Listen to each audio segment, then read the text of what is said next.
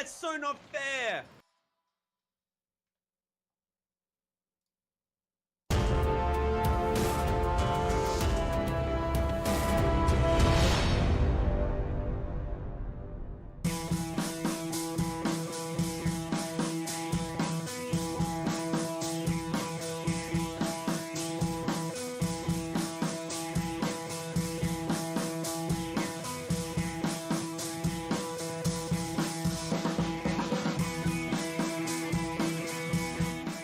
Well, good Thursday to you, everybody.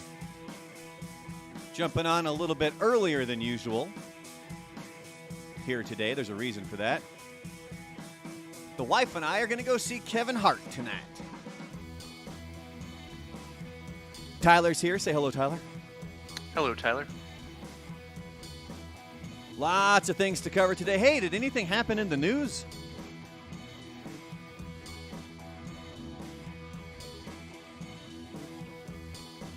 Apparently, Russia's deciding they're going to take over the world.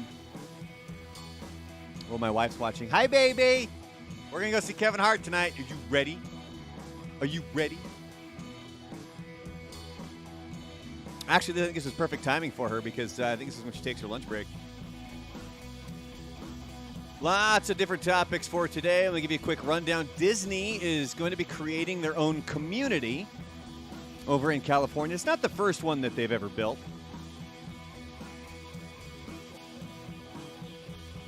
But we'll talk about that here in a little bit. Frank, if you do the merch thing right there, that's not going to do anything for anybody. I appreciate the help, but it's not set up yet. But yeah, if you want, there's Charlie. How's life working at home today, Charlie? He and I were talking. Charlie from Viva La Mocha, by the way, who we're going to get to the T-shirts here momentarily. He and I were talking about how we have lengthy conversations with our dogs because we both work from home now, and they're the only ones that are around all day. It gets scary when they start to respond to you. All right, so would you want to live in a Disney-run community? Because they're building one in California. Yeah, Frank, that's one of the things that they have there for Twitch. Now, there's a way that they can set up the merch. And essentially, they take a cut of the merch that you sell, but I would rather have any extra money going to Viva La Mocha because he's the one that did the badass logo. If you look right on up there. And so anyway, yeah, so if you want to live in this Disney-run community, we'll compare it to the...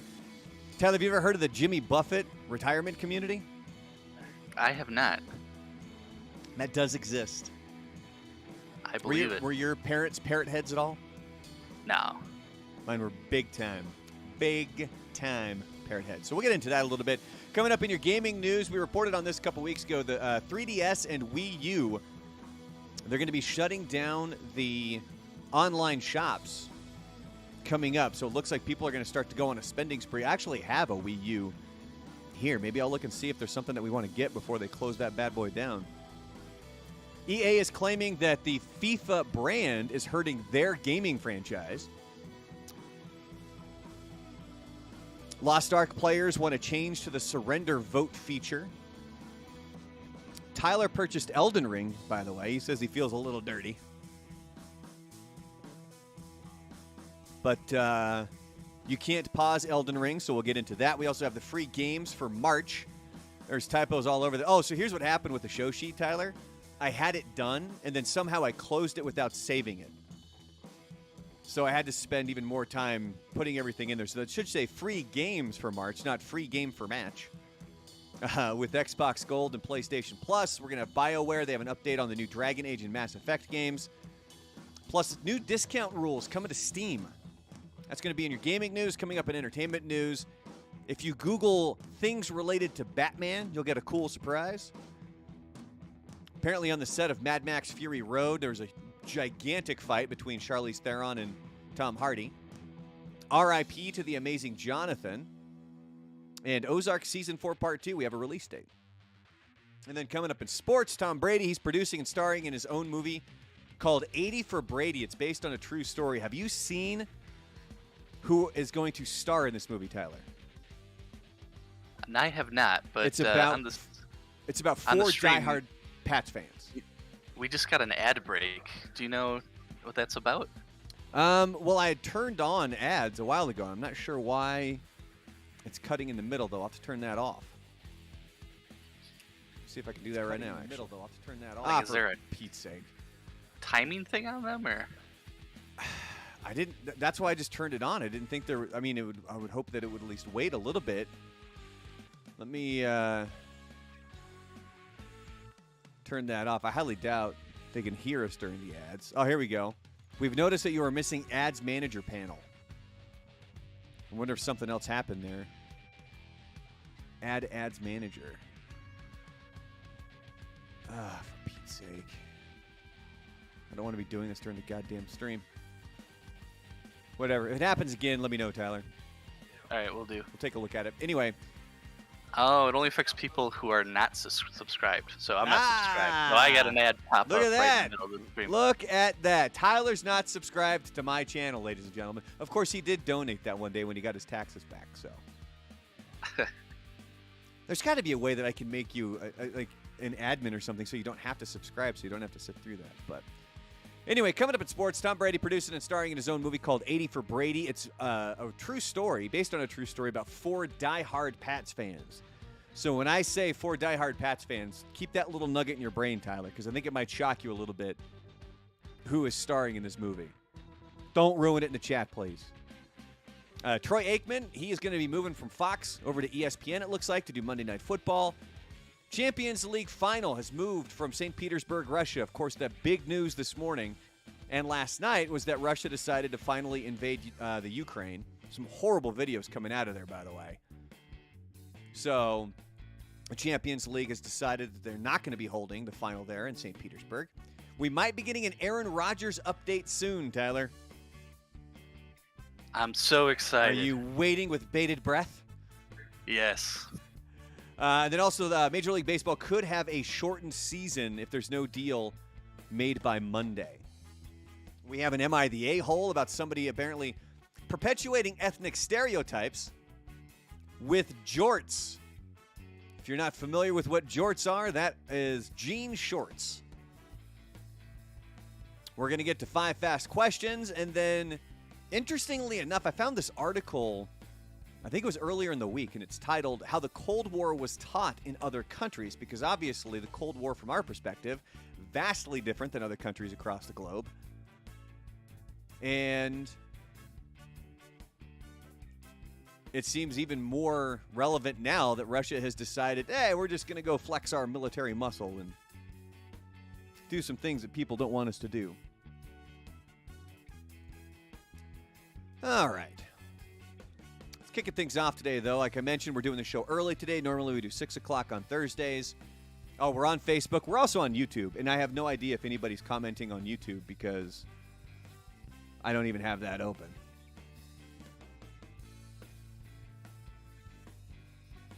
Frank says it's probably taught as lukewarm war. Well, I think depending on what side you were on, it would depend on how it was taught. But the reason that we're on early tonight, the wife and I, we're going to go see Kevin Hart. Did he add a second show, I guess? Here in El Paso? That was something cool that happened, man. It was, however long ago the tickets went on sale. It was last month.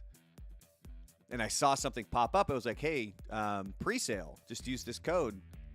And I was like, hey, my wife's a big Kevin Hart fan. Let's check that out. So we did. So we're going to go check out some Kevin Hart tonight. I also have a pretty serious topic that I want to discuss. I want some feedback on this. And, you know, I'll flip-flop this. I'm going to do this first before we get to the T-shirts and the designs from Viva La Mocha. So my kid's teacher gave my kid a book. And the book is called R.I.P. Eliza Hart. My kid pulls it out of her backpack yesterday. It looks like it's never even been opened. Like, it looks like it's a brand spanking new book. And I got frustrated immediately because one of the problems that we have with our kid is that she constantly brings new books home, but never reads them. Because there was a time a couple of years ago, she was getting a lot of books for birthdays and Christmases and things like that because she says she enjoys reading. And we would always see her carrying around the books. Cool. But what she would do is she would go read a few pages of one book and then go jump to another book and read a few pages and then jump to another book and read a few pages. And then when we would ask her what's happening in any of these books, she wasn't retaining any of the information.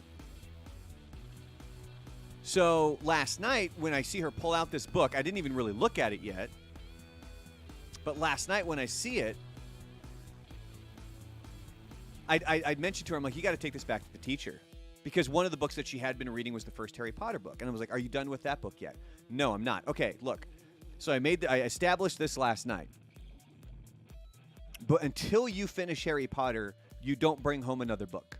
Like, you need to finally finish a goddamn book. And she was a little frustrated, but she understood. And then I go flipping through this book, and I notice in like the last chapter, and kind of these notes at the end of it, it has the suicide prevention hotline. And the book is called R.I.P. Eliza Hart. And I'm thinking, okay, wait a minute. What the hell is this book about? But I didn't think that much into it because I've already told her the book has to go back, and she's already agreed. There's no point in making a bigger deal out of this. Well, then come this morning, as my wife is dropping off the kid at school, my wife asked her about Harry Potter, and my kid was like, well, I'm not really that into it anymore. So my wife assuming, okay, well, if you want to switch books, that's fine. We're going to stick with what Dad said. You have to finish this book. If you're going to start, like, you need to take one book and finish the damn thing. Like, you have to. So she calls me and lets me know about it, and that's when I was like, oh, crap. Do you know what that book's about? And she said, no. So I'm going to read you guys the description. Mind you, my child's 10 years old, all right? When Eliza Hart, the most popular girl at Ventana Ranch boarding school, is found dead on the cliffs outside her dormitory, Ellie Sokoloff is determined to figure out what happened to her. After all, Eliza was Ellie's childhood best friend. Never mind that ever since Ellie arrived at school, Eliza has spread terrible rumors about her, calling her a liar and a stalker, when all Ellie wanted to do was rekindle their old friendship. Or that Ellie's claustrophobia limits where she can go and what she can do. Or that Ellie's suitmate, Sam, is the only one who will help her. Because to everyone else, Ellie looks like the top suspect. Can Ellie clear her name and solve the mystery behind Eliza's death? Her hunt for the truth will uncover secrets she never imagined, sending her deep into her own memories for her childhood with Eliza Hart. Spoiler alert on this book, by the way. The girl kills herself. So the more I thought about it this morning, the more uncomfortable it made me that my child's teacher would give her this book. My kid is 10.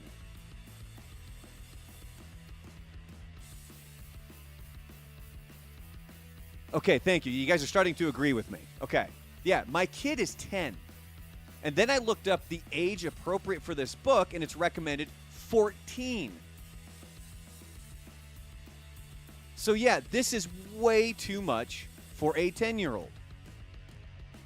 So apparently my wife has already contacted the school and let them know, get that book out of her hands and give her a different book. And I'm fine with that. Now, I don't think that there needs to be anything made, like this teacher doesn't need to be fired because she gave her this book or anything like that. We don't need to jump to these massive conclusions, but I do feel we need to have a sit down with the teacher to be like, why would you think this is appropriate? Because I don't think she realized the magnitude of what it is that she was doing. You can ask out loud, Tyler. It's fine. What grade is 10 years old? Because you got to remember, hold on, because you got to remember, this goes up as an audio podcast as well. So it helps if you chime in. But Tyler did ask what grade is 10 years old. So she's in 4th grade. I'm trying to remember what I was reading in 4th grade. We'll just go into the chat here. Frank says, isn't that one of the books that school districts are trying to ban? Ortiz says, man, at 10, I think we read Holes. Isn't that the one they turned into a movie with Shia LaBeouf? Yes. Nightmare says, that sounds heavy for a 10-year-old. Chanel says, good on you. The teacher needs some teaching. Ortiz says the topic of suicide really should be reserved for older students. And that's what I thought. Okay, so I'm not completely crazy on this. Now, look, suicide is something that's very close to me. I have had people close to me who have attempted suicide and failed. I've had people who have been close to me that have attempted suicide and finished the task. Like I guess, I hate using the word successful, but they're no longer with us. And I'll poke fun and I'll joke about certain things because especially when it's a really heavy topic, that's my way of coping with it. I never mean it to degrade somebody or bring somebody down or make it a point of, ha, ha, ha, I'm going to laugh at you because of this horrible thing that's going on. But this is something that definitely needs to be discussed here because this, I think, was a major faux pas on this teacher's part. But again, I just want to make sure that anybody here, too, realize, like, we shouldn't be jumping to a conclusion of, oh, my God, I can't believe this teacher did this. She should be fired. Like, that would be the exact opposite of what we need to do. I want to find, like, why did you do this? Why? Like, did you know what this book was about? Why did you think it was appropriate for a 10-year-old child? Damn. Chanel says, I was in middle school when a kid committed suicide at school. It was rough at that age, let alone to learn about it at 10. Ortiz says, I've had 2 friends that died from suicide, and it affected me even now that I'm in my 30s. The name of the book is called R.I.P. Eliza Hart. And it might be a great book. I don't think you should ban books like this. I'm not for that. That's not what I'm saying. Sorry, I'm arguing with people who I think are trying to argue with me in my own head, which is why I get a little animated. Or I think I get a little bit louder than I probably should be. But yeah, I think this needs to there needs to be a discussion here, and I think it needs to be an open discussion to figure some stuff out. I think Exactly. we're reading the Magic School Bus in 4th grade. Yeah, Chanel says you're correct. The teacher needs the opportunity to correct her behavior and learn to be better. That's all that's all I'm asking. And the one thing I really battled with, because I mean, this really it takes a lot. I mean, a lot to bother me about something, to really get to me, but this really got to me here. Like, to the point it was all that was on my brain this morning. Like, my poor mom is having to listen to me vent about this on the phone earlier. Frank says, unfortunately, either political beliefs or personal beliefs sometimes overtake common sense. Yeah. So, yeah, we just got to figure out what the hell is going on here, man. Like, it's just, I think that was a pretty big faux pas. And we just need to figure out why in the world she thought this was an acceptable book for a 10-year-old child. But what I was battling with was I don't want to overreact to the situation, because if I overreact to the situation, it's only going to make my kid read it more. You know what I mean? Forbidden fruit. There it is. See? Tyler knows what's up. And that's why, like, with my... I don't want to say punishment last night, but my consequence was, look, until you finish Harry Potter, you're not reading another book. Which, again, it doesn't even have to be Harry Potter. Just finish a book, kid. Please, for the love of God, finish a book. I asked her what the last book she finished was, and it was this, it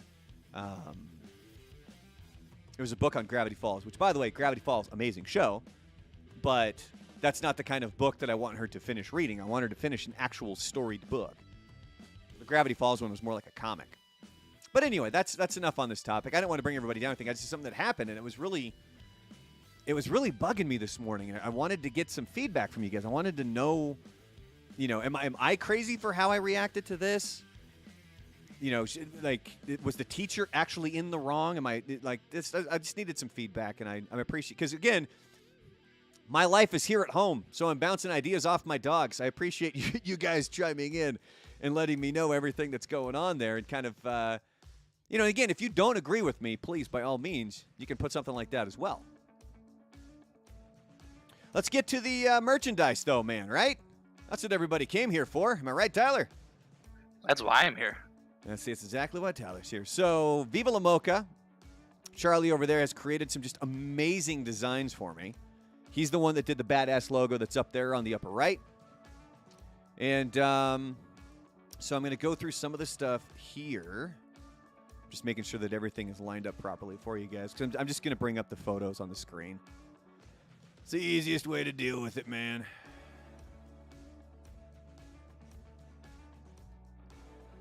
And so there's essentially just a couple of different designs, but then like a mishmash of colors. I want to see what you guys think. So hold on one sec here. Let me make sure that one's first, and then that one, and then that one, and then that one, and then that one. All right, are you guys ready? Is everybody paying attention here? Facebook, are you paying attention? I like how I point down here like I'm pointing at a camera for them. No, I'm pointing up here like Facebook.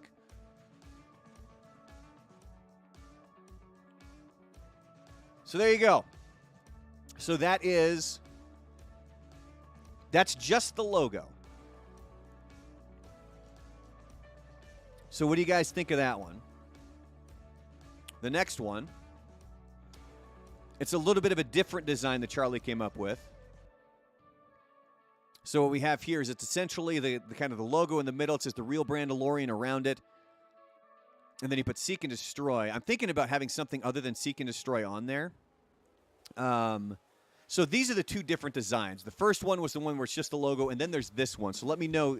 Type in a number 1 or a number 2 for which you guys prefer. So this one's number 2. The first one was number 1. But let me know which one you guys like. Chanel likes number 2. Tyler likes number 2. I think we need to come up with a new logo, but I mean a new saying other than Seek and Destroy. But I definitely like the design better. Yeah, I was thinking, because do you remember what my character's name was when we were playing D&D? The Basco. I know it's a stretch because it's a long time ago. Yeah, Bosco Bar. Bosco Bar. That means death goat in Gaelic. Oh, there you go.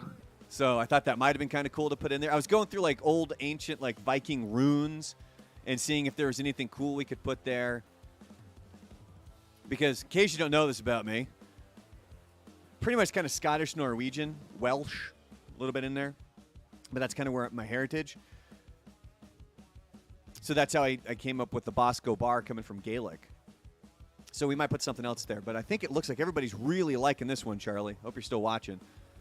So everybody's really liking number 2 here. Now, so we're going to get to the different color schemes. So I asked my wife about this, and she said for the first round of purchases, this one would probably be the best one because it's simple, it's black, it's white, it goes with everything, and that would be the most sort of generic one.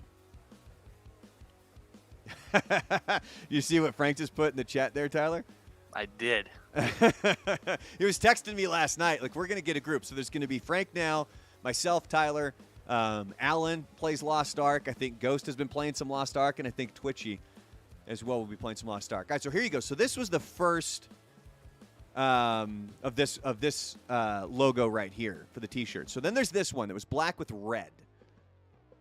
All right, so sit and think about this one here for a minute. And then for the next one, this is the color scheme that I thought of because this is the color scheme if I was to purchase the T-shirt.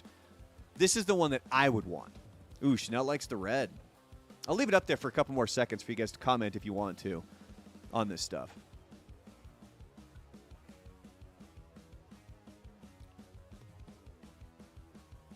So that's the red one. I like the red.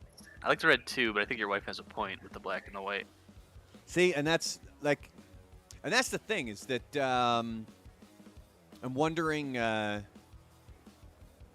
if that would be the best bet to go. Because then what's cranking around in the back of my head, too, is coming up. My birthday's coming up, March 17th, which is St. Paddy's Day. Oh, your garnet and gold can go to hell, Frank. I'm not doing Florida State Seminoles colors. But what I was thinking would be cool, probably not for this year, but I'm hoping, we're still around and doing this stuff next year, something that we could do. No, and not green and gold. Although, actually, you know what, Tyler? We could probably do green and gold. You can consider it Packers colors. It would just be Oregon Ducks colors for me. Bleh. But see, we'd both get what we wanted. We'd both get green and gold. See? Sell those in Kiwani then.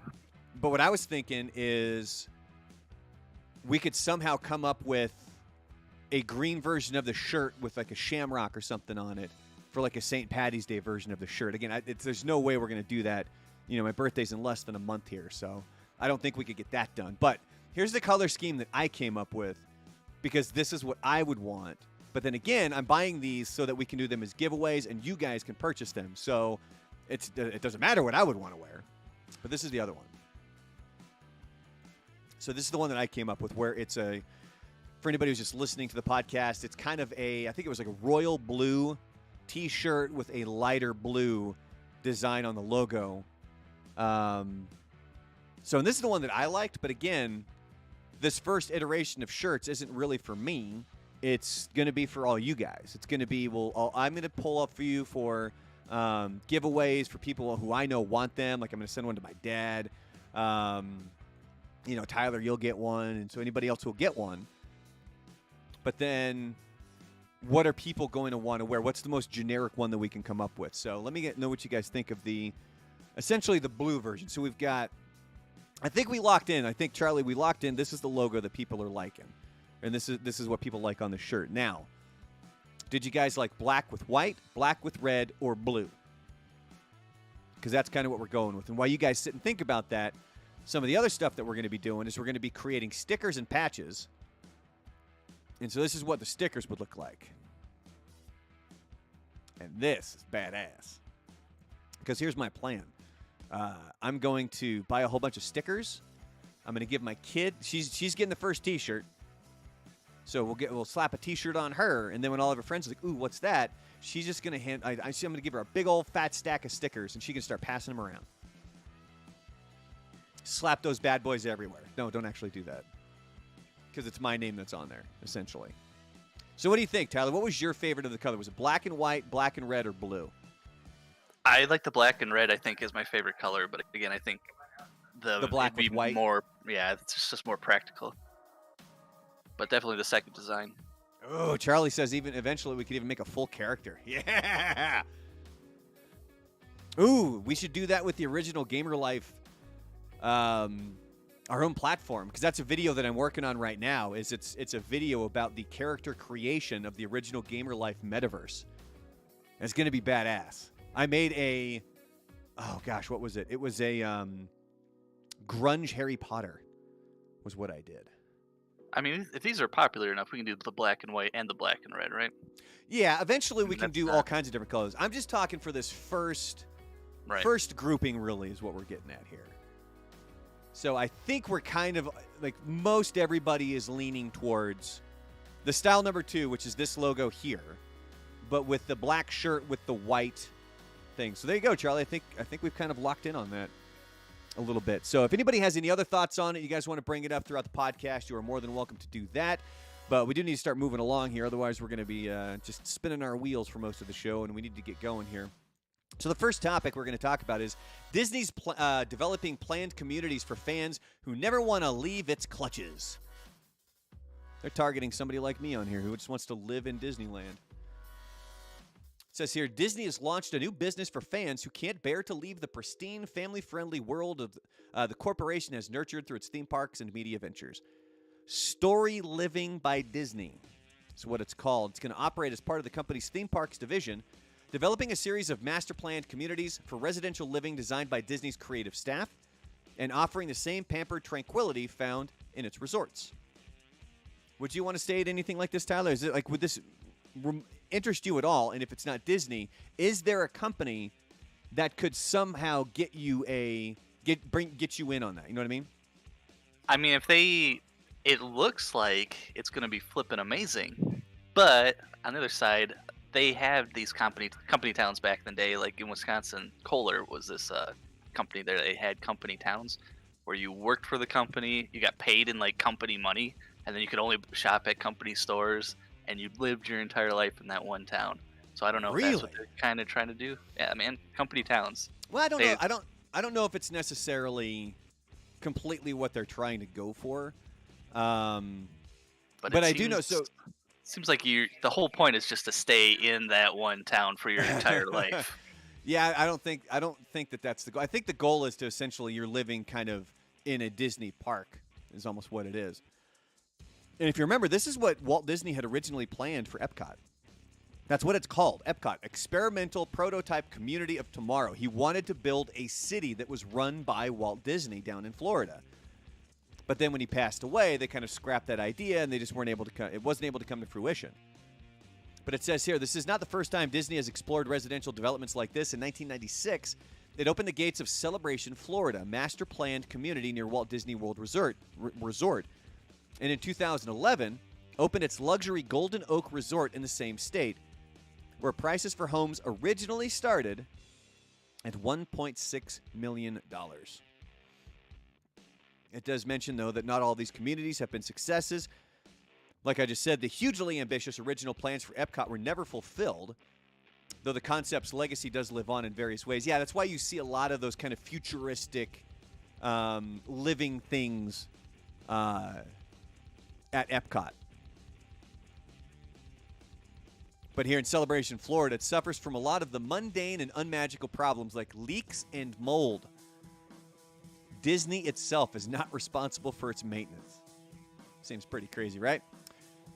Chanel says, will the shirts be unisex? If so, can you get down extra small for us small people? Oh, there's going to be extra smalls. My wife, she's going to be at least a small, if not an extra small. So, Charlie, if you're still watching, you can help me answer that. Because I believe that they are. If you just buy a smaller version of the shirt, it should look cool. But I do know they also have female shirts as well.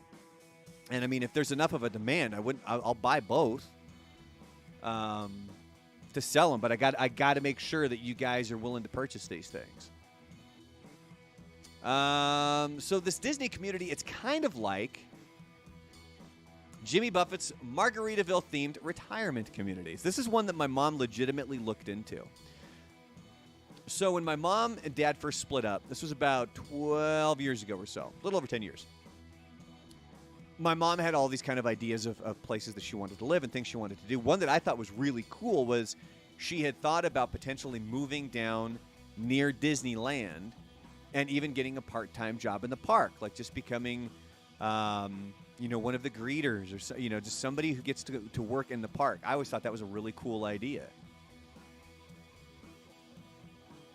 And then as I was talking to her about this earlier, she had mentioned that she looked into it's not like it's not a retirement home. It's just it's a living community for people over 55 is essentially what it is.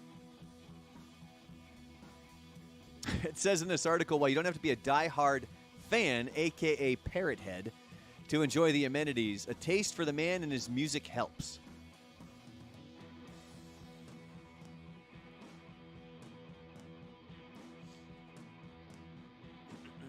The term parrot head was allegedly coined in 1985 at a concert in Ohio, and the first club formed in Atlanta in 1989. I don't think I ever really looked into where parrot head came from.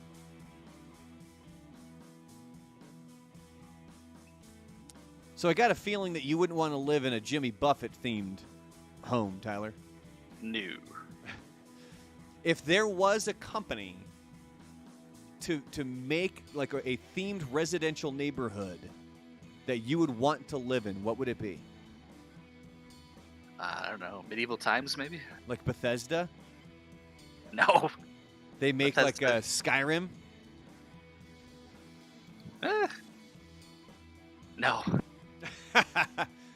Well, see, because that could go a couple different ways, especially if you want like a Renaissance, like a Renfest sort of a themed living quarters.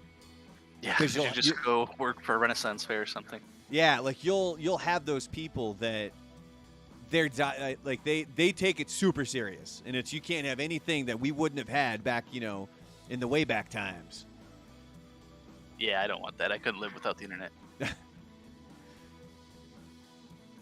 Gosh, and that just reminds me, too, before we get into gaming news here.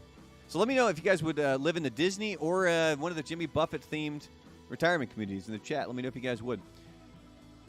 Yeah, I wouldn't live in any village or town or city that a video game company designed because their first release there'd be glitches just everywhere. Absolutely terrible. Yeah. Yep. You got to work the bugs out. Yeah, there'd be like walls and missing and. Yeah, Chanel says absolutely no. Sinkholes popping up everywhere. But yeah, that kind of reminded me with Tyler talking about wanting to live in like the Middle Ages or medieval times.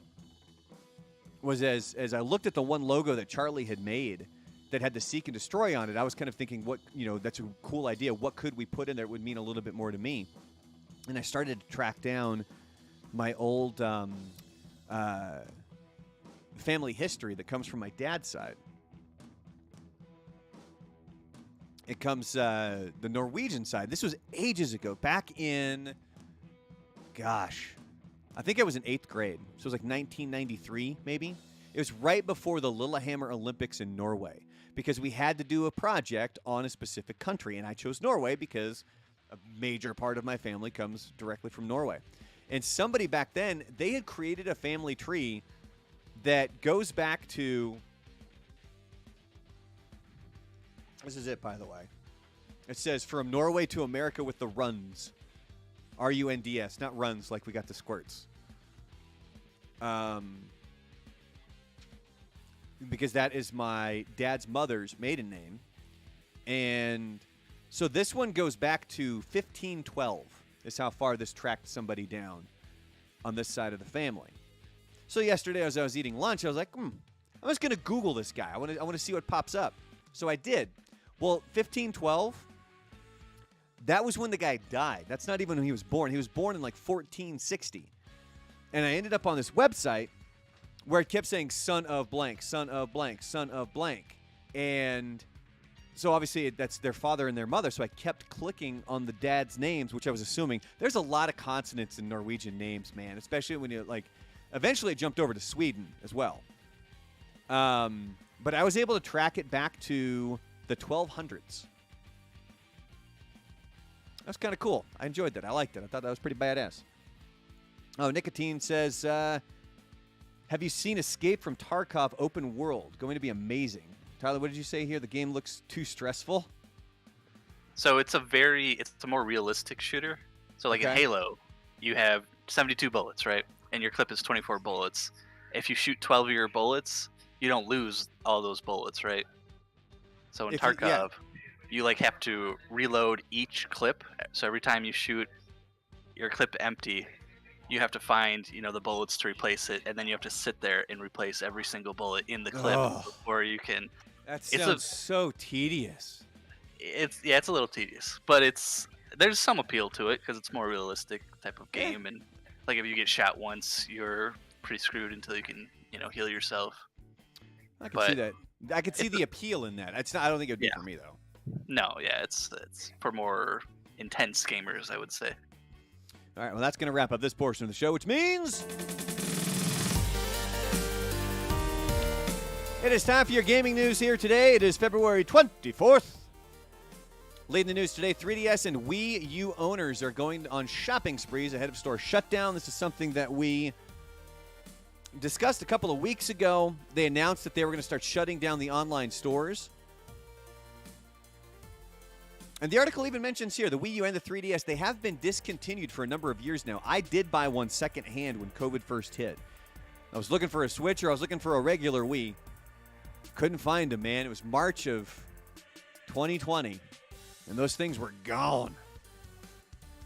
So I ended up with a Wii U. It was the first one I was able to get my hands on. And we have since got a Switch. But it says here that over on Reddit, a cacophony of users have posted about shopping sprees they went on in order to get as many 3DS and Wii U games as possible before the eShops shut down. In addition to the games, 3DS users are also downloading software updates for the 3DS as well in order to fully prepare for when digital purchases are no longer available. Did you ever have a 3DS or anything like that, Tyler? I did not, but I had a friend who did. Have you ever had a portable gaming system at all? I had the Game Boy. Yeah? The OG? Yeah. I also have a Switch, which is pretty portable.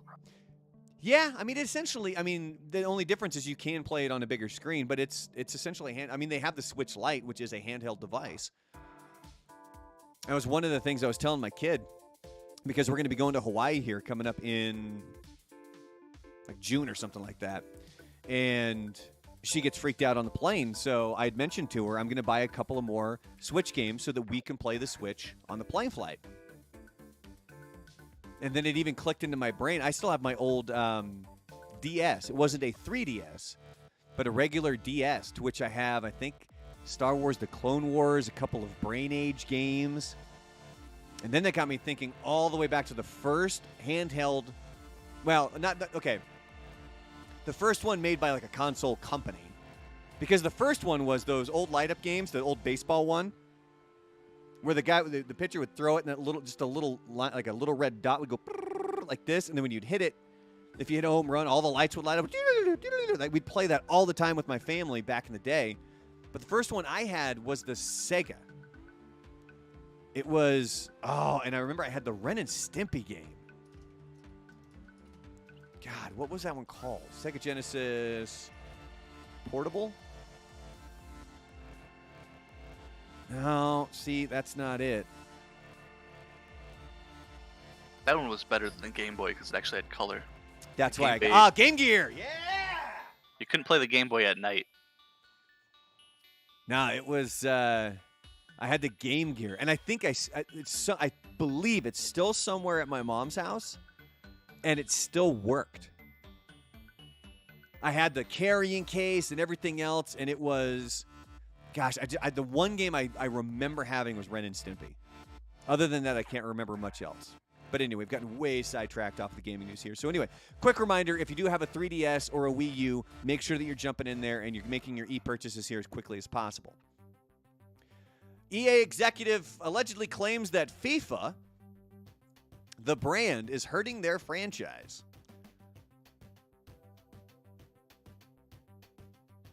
I think terrible releases are hurting their franchise. Yeah. Well, did you read the article about where he gets into how FIFA limits them on potentially adding to the game? Yeah, and they're saying it's FIFA that's limiting them?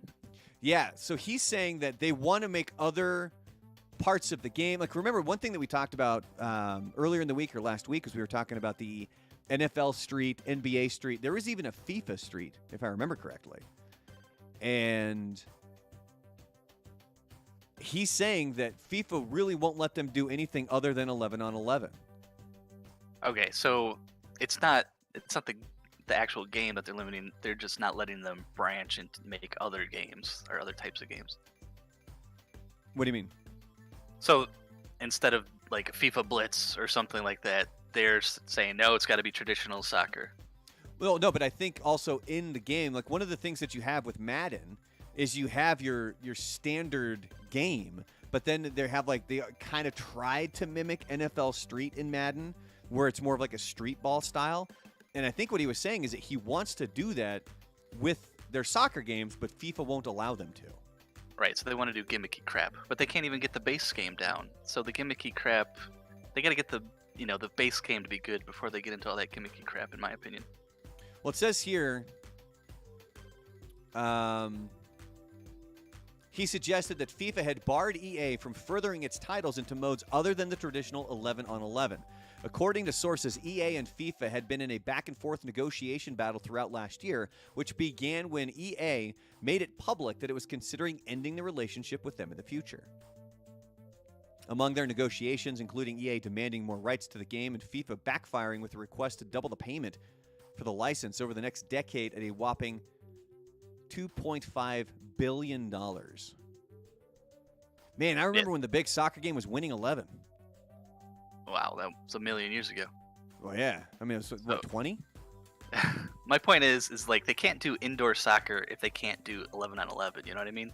Focus on getting 11 Focus 11. on getting the main game done right first, and then branch out is what you're saying. All right. Yeah. I hear you. I feel you. All right, some Lost Ark players, they are calling for changes to surrender vote feature. So, Tyler, explain what this is a little bit. I'm sorry? Explain what this is for Lost Ark with the surrender vote feature. I have not gotten into raids yet, but I have noticed that, so their pop-ups and their menus, they're all full screen, right?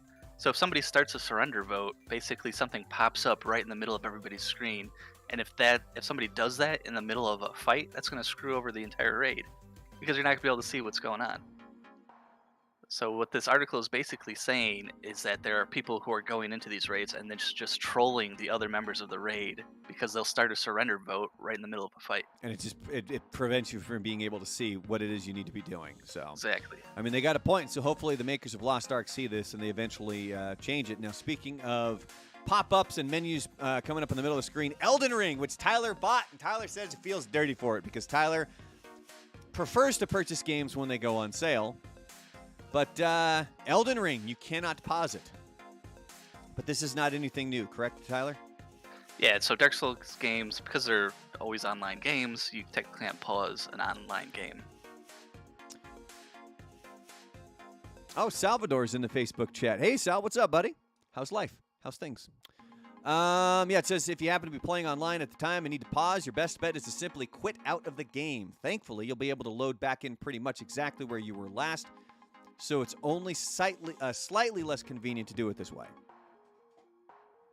I mean, it makes sense. You're online. Like when you do that, it'll pop up and it'll bring you a menu, but the game continues on around you. So you just got to be prepared for that. We do have some games here that are coming for free for PlayStation Plus coming up in March. Sal says, Hobbs is cold. I'm ready to go back to El Paso. Yeah, it's warm down here, man. Coming up, PlayStation Plus, free games for March 2022. Ghost Runner for the PS5. Ghost of Tsushima Legends, PS4 and PS5. Ark Survival Evolved. And Team Sonic Racing, both for the PS4. Oh, snap. I mentioned this whenever the hell I finished it. As I finished the documentary, the miniseries on Netflix called High Score. And by the way, I can't remember who it was that brought it up in the chat, but they had asked if they covered the different colored blood for Mortal Kombat on Super Nintendo, which I never looked up. I thought it was gray. But they said green.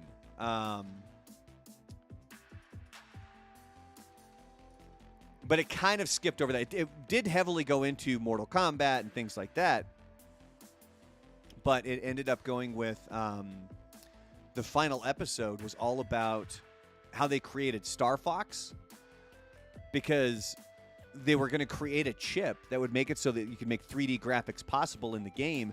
But the Super Nintendo was so far along already, they couldn't go back and redesign it to fit the chip in there. So the guys who had created it were like, why not just put it in the game cartridge itself? And that's how Star Fox was born.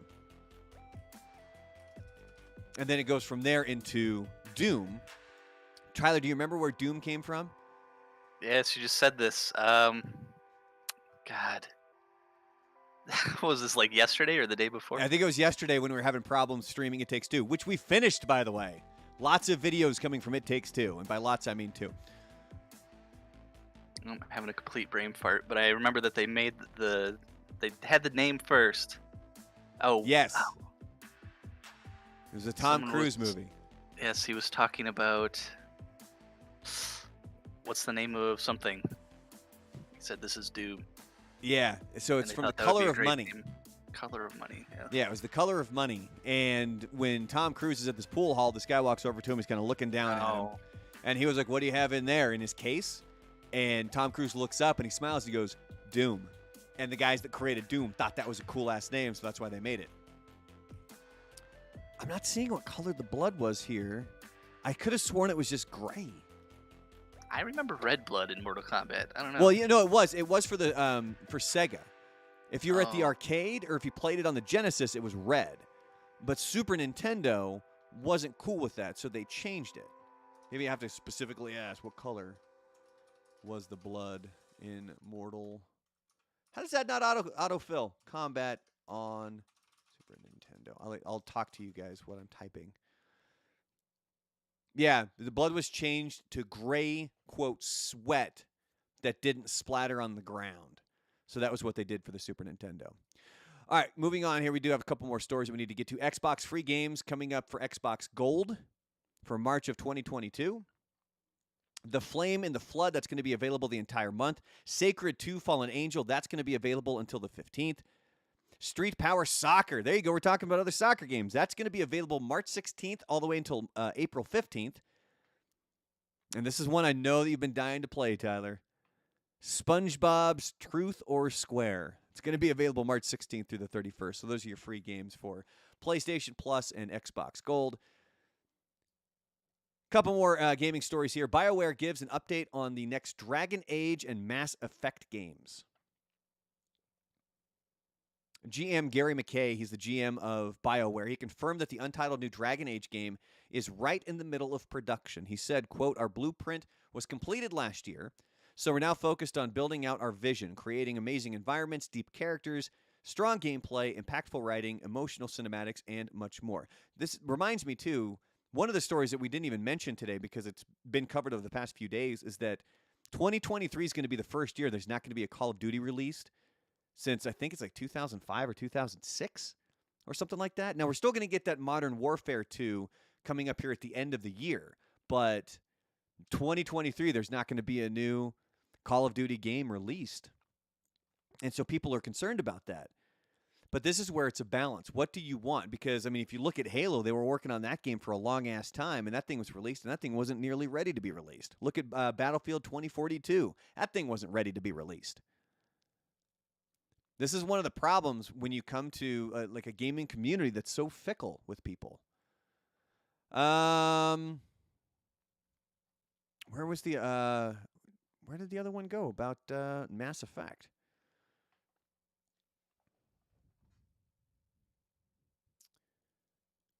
I lost my place here, Tyler. Do you remember what it said about Mass Effect?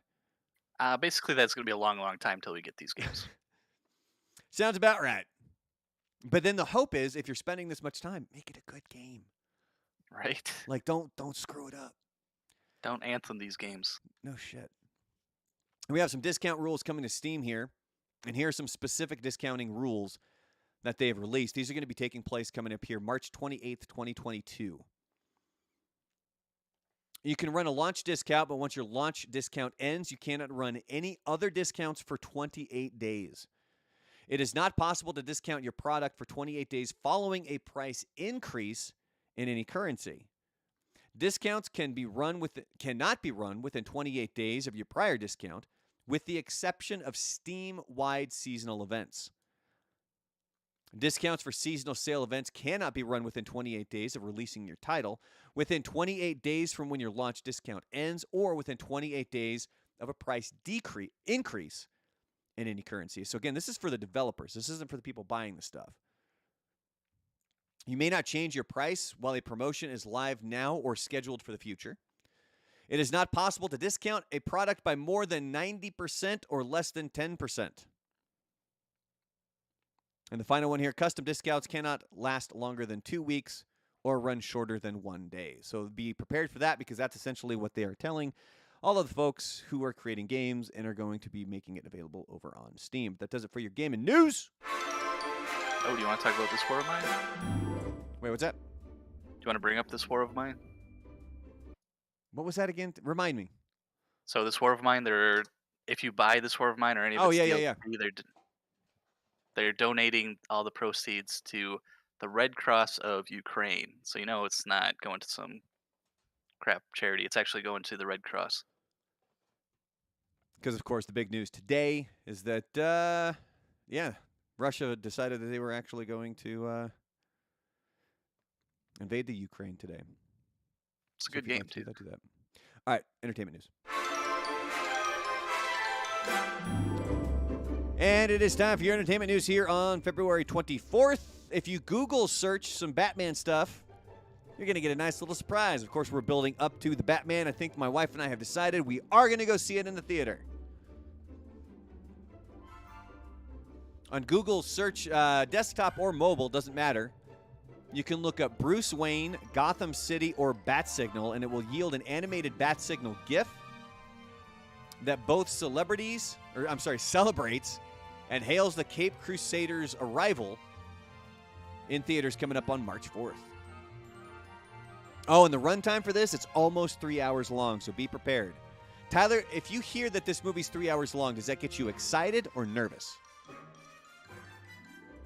Nervous, for sure. What do you think of it? Like, what's your anticipation level on the Batman? Ah, man, I have tried to manage all of my expectations for movies, because I'm always wrong. Whenever I think a movie's going to be good, it turns out terrible. And whenever I think it's going to be terrible, it turns out good. So you're George Costanza. I am. Yeah, just do the opposite of what you think. Exactly. My friends have accused me of that. So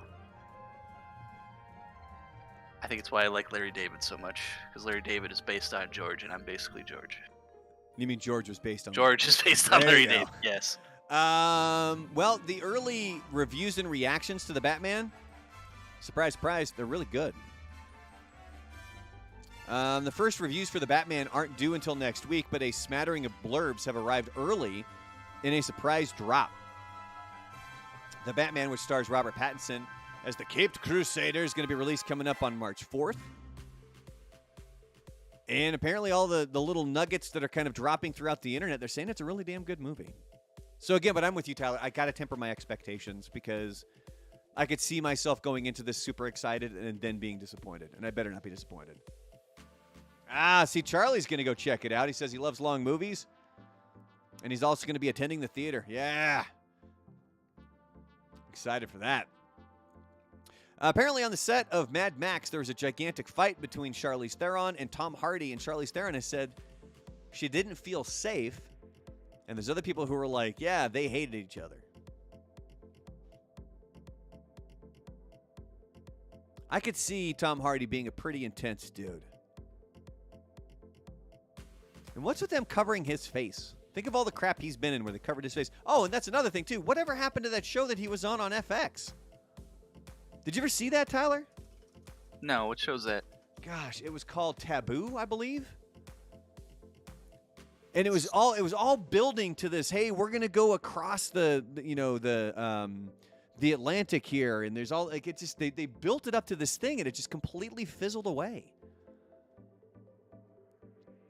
So now on the Wikipedia for it, it's calling it an 8-part series. I don't think it was originally starting out as an 8-part series. Huh. Yeah. I mean, I enjoyed it. I watched it. I mean, it got really drawn out at points, but I would have definitely watched season 2 if there was a season 2. But going back to this Mad Max Fury Road here, a camera operator said that Theron arrived at set on time and remained ready to shoot until Hardy showed up. She was really going to make a point, he said. She didn't go to the bathroom. She didn't do anything. She just sat in the war rig. Upon Hardy's arrival, Theron said to him, "How disrespectful are you?" Before suggesting the producers should find the, I'm guessing it starts with an F and a C. You can input what you want there. $100,000 for every minute that he's held up this crew. Hardy then allegedly charged up to her and said, "What did you say to me?" And this is all coming from a book, by the way, that's going to be released. It says Hardy seemed quite aggressive and that Theron really felt threatened. He added that was the turning point because then she said, "I want someone as protection." Charlize Theron detailed the experience in the book, saying, quote, "It got to a place where it was kind of out of hand, and there was a sense that maybe sending a woman producer could maybe equalize some of it, but I didn't feel safe. I don't want to make excuses for bad behavior, but it was a tough shoot. Now I have a very clear perspective of what went on. I don't think I had that clarity when we were making the movie. I was in survival mode. I was really scared S-less." Tom Hardy has talked about it as well. In the same book, he admits that he was in over his head in many ways. The pressure on both of us was overwhelming at times. What she needed was a better, perhaps more experienced partner in me. That's something that can't be faked. I'd like to think that now that I'm older and uglier, I could rise to that occasion. Not really sure what his looks have to do with it, but there you go. Oh, and R.I.P. The Amazing Jonathan. Were you familiar with The Amazing Jonathan, Tyler? I mean, I have seen some of his stand-up, so. Well, would you consider him a comedian or a magician? Well, he's both, right? I mean, he really did mold the two together. There is a phenomenal documentary on him. Came out in 2019. It's on Hulu. Oh, here they call him the alt magician, so maybe that's the term that we can use for him.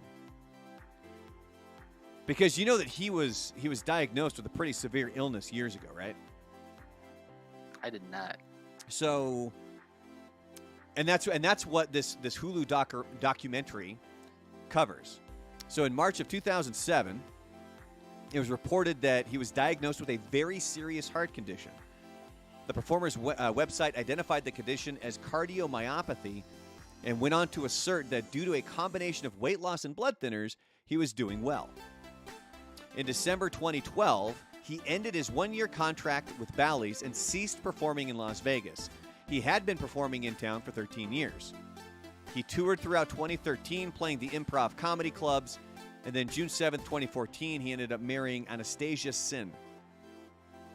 However, his heart condition worsened, and then he announced that he would effectively retire, performing a final show in Toledo for the general public. And then for the members of the Magic Castle on June 30th and July 1st, 2014. And then on November 5th, 2014, in front of a live audience on ENT Speaks, he stated that he had a year to live. He did defy initial terminal prognosis, though, and in 2017, he actually ended up playing several shows across the United States. And that's what The Amazing Jonathan documentary is what it's called on Hulu. It goes through his illness and then his return to stage. And then, unfortunately, he did pass away in his sleep. Yes, 2 days ago. It was February 22nd at the age of 63. So R.I.P. The Amazing Jonathan. Ozark Season 4, Part 2. Final 7 episodes of the series. It's going to be released coming up on April 29th. That is still something that I have sitting in my queue that I need to watch. Are you an Ozark guy, Tyler? I am, and I have seen Part 1. Oh, so you finished it all? Yep. All right. Yeah, I gotta get off my ass and start watching that thing. The wife and I started. God, what was it? Don't Look Up. So we started that. We only got like 20 minutes into it because it was one of those ones we were trying to watch our 90-Day Fiancé, but for some reason the Discovery app wasn't working. So we ended up having to find something else, and it was already pretty late. So we started it. Love it so far. I'm not sure when we're going to be able to finish it, though. All right, that's going to do it for entertainment news. Yeah, that's what I hear. I hear it's a really good movie, and people really want to know what we think of it, so we will find out shortly.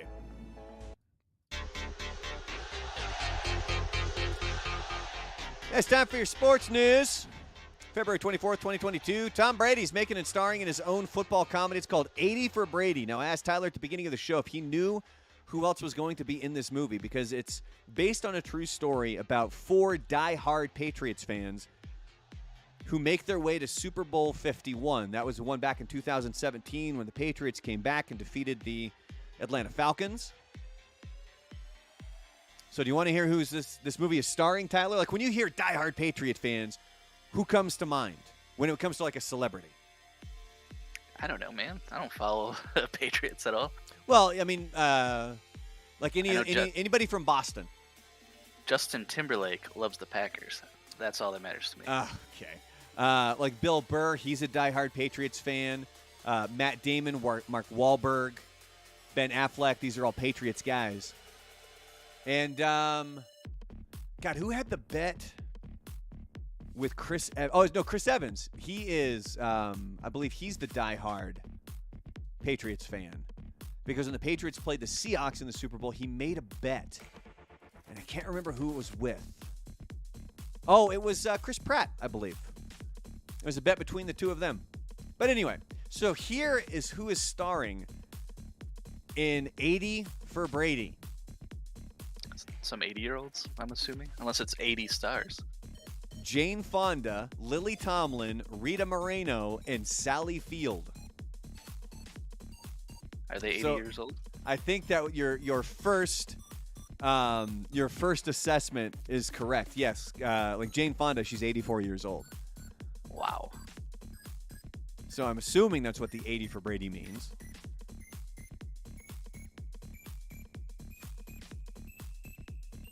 It says production is said to be starting coming up in the spring. Brady's 199 Productions, which of course you know what the 199 means, right, Tyler? 199? Yeah. Have something to do with yardage or? It's when he was drafted. He was the 199th pick. Really? Yep. No, I didn't know that. Well, I didn't know about all those stars either. I know nothing about the Patriots, man. Tyler lives very much in his Packers bubble. What about Troy Aikman? You know about Troy Aikman, right? Yeah, I know of him. I am aware he exists and that he announces football games. Well, he's been the big guy for Fox. It's been him and Joe Buck for a while, and it looks like he's actually going to be jumping ship over to ESPN to do Monday Night Football. I know that Packer fans hate Troy Aikman and Joe Buck when they announce our games. There's a lot of people that think that Joe Buck sounds like a homer for certain teams. Like my uncle, I believe, who's a Red Sox fan, he always complains that Joe Buck sounds like a Yankees fan. I don't hear it, but I'm not listening as closely as he is. So it says here the deal's not done quite yet, but it is expected to be done soon. Aikman's contract is reportedly going to be for 5 years and is supposed to be near $17.5 million. Or I'm sorry, near the $17.5 million range, which is what Romo got with CBS. Aikman was also being considered for Amazon's analyst role for Thursday night games because Amazon is now going to have the rights for that. And it sounds like they were trying to pair Aikman with Al Michaels. Now that's probably not going to happen. Wednesday's report also noted Michaels has been consistent about wanting Aikman as his partner. Michaels has not finalized any deals for next season, but he will not be staying at NBC. So Michaels and Madden were the big team back in the day, right? Well, I get Madden and Summerall. I remember they were the big pair. Pat Summerall was so dry. Oh, it was Summerall. Yeah, they were huge fans of Brett Favre. I think that's why. Oh, John Madden. John Madden was a diehard fan. Like we knew that he was. Yeah. Oh man, that reminds me. On Sunday night, the wife and I went over at Chili's. Which, by the way, Chili's, get off your ass and just go back. Like clean the place up. Like the service. That's for another time. But whatever. They had that all Madden documentary on, and they had the closed captioning on. So I kept looking up, and I got sunk into that thing. So I need to watch it because it goes through his whole career, how he was, coaching the Raiders, and then he didn't want to be a broadcaster. He thought people that were broadcasters were morons. And then he ended up becoming one of the greatest broadcasters of all time. But he was teamed with Vin Scully, Dick Stockton, Gary Bender. But then it said the team of Madden and Summerall would go on to call 8 Super Bowls together. And I remember they were the ones that called the first Patriots win, the one where they defeated the St. Louis Rams and Kurt Warner. And when Vinatieri makes that kick, Pat Summerall sounds like he's half asleep, dude. There's no excitement in his voice at all. Now, he doesn't need to be super over the top and just like this crazy, he doesn't have to go full, Tony Romo. Jesus. Tony Romo's first Super Bowl? God. That's the Super Bowl! It's like, Jesus Christ. Like, we know you never made it there as a player, but you don't have to be so goddamn excited. Oh, Charlie just gave another recommendation for a show, The Mosquito Coast on Apple. I'll have to check that out because we do have Apple. All right, what was my next? We'll jump to the Packers story here. Do you have all the streaming services? Maybe. Do you have Amazon Prime? I do. Oh my gosh. Well, I got Amazon Prime originally because with my family living in Portland, I'm able to utilize, that's why my subscription renews every November, because I was sending gifts over there. Because that's how we do the Christmas gifts. You have Showtime and HBO? Yes. You have Netflix, you Yes. have Hulu. Yes. You have Disney. Yes. Do you have ESPN? Yes. I'm trying to think of. Well, the ESPN Plus comes with the Hulu Disney Plus bundle. Right. So I have those together. There's got to be some obscure one you don't have. I don't have Paramount Plus. And I technically have Peacock, but I don't pay for it, if that counts. You have it. There's got to be something out there. There's the horror one that I can't remember what it's called. We don't have that one. You don't have Crunchyroll, right? No. What is that? All right. It's all anime. Oh, yeah, I don't have that. All right, Green Bay Packers GM says he never promised to trade Aaron Rodgers. So, of course, we're talking about the GM. Oh, Shudder. Thank you, Charlie. That's the horror-based one. Brian Gutekunst. He said, when he was talking about trades, he says, those are some hypotheticals that I don't think we were going to go down those roads right now. Because remember, we thought the agreement was Aaron Rodgers comes back, plays this season, and then they'll reassess at the end of this year. With the agreement between the team and Rodgers that if he wanted out, they would be willing to trade him somewhere. And Tyler, being the Packer fan, what are your thoughts on Aaron Rodgers? Should he stay or should he leave? Honestly, if they aren't going to support him, then he should leave. They've basically already picked his replacement. Well, because remember, but they did the same thing to Brett Favre. Exactly. How'd that work and look out? how that turned out. Yeah. And remember, there's footage of Chris Collinsworth way back in the day announcing a game where he's talking about Aaron Rodgers, and he's saying, if this is the way Aaron Rodgers is going to play, the Packers aren't going to win a lot of games. Like, he struggled. Yeah, they all do. So who knows if Jordan Love is the future or not. But we'll see. We're supposedly going to be getting an answer soon from Aaron Rodgers. The reports are coming out that he has said that an answer will be coming soon, but he has not made up his mind yet. The Champions League final in Russia is going to be moved by UEFA. Boy, you want a corrupt organization. Jesus. Do you know what the guy that had all the corruption, remember what his name was, Tyler? I do not. Sepp Blatter. Yeah, it sounds like some sort of an infection, doesn't it? I got a Sepp Blatter. Septic bladder, yep. So UEFA are set to strip St. Petersburg of the hosting rights for the 2022 Champions League final after calling an extraordinary meeting of its executive committee following Russia's attack on the Ukraine on Thursday. The Krestovsky Stadium, a host venue for the 2018 World Cup, was due to stage the Champions League final on May 28th after initially being awarded the game in 2021 before it moved back a year due to the COVID-19 pandemic.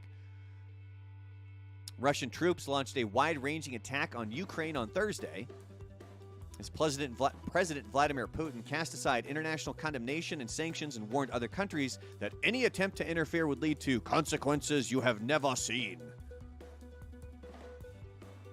So UEFA said in a statement, following the evolution of the situation between Russia and Ukraine, the UEFA president has called an extraordinary meeting of the executive committee in order to evaluate the situation and take all necessary actions. And final sports stories today. Major League Baseball. Things aren't agreed upon by Monday. It looks like they're going to have at least a shortened season. Again, we're already in that timeline where spring training would be going on. So if you go to ESPN and you go to the Major League Baseball tab and you go to the scores, it's just everything's postponed at this point because we're not quite sure what's going to happen. Their deadline is coming up on Monday, and it looks like at this point they're probably not going to make it because they're still pretty far on this stuff, but we'll see what happens with that. But that does it for your sports news. I'm rolling right back into the ska music bit. All right, so I don't have a quiz today. I ran out of time. But Tyler sent me this awesome story. So Stardew Valley mod adds viral kitty stars Gene and Jorts as NPCs. So for you non-gamers out there, an NPC is what, Tyler? Non-player character. There you go. Oh, and that reminds me, too, on Disney Plus, Free Guy just became available. So this comes from an Am I the A-hole? So it was a couple of months ago. The username on this one was Throwaway Orange Cat. You'll notice a lot of people on Reddit, they create a... I think they need to be able to make it so that if you want to remain anonymous, when it comes to... Rather than making people constantly make a throwaway account, you should be able to post anonymously. But maybe that's one of the ways that they're able to... I don't know. Anyway, I'm getting sidetracked here.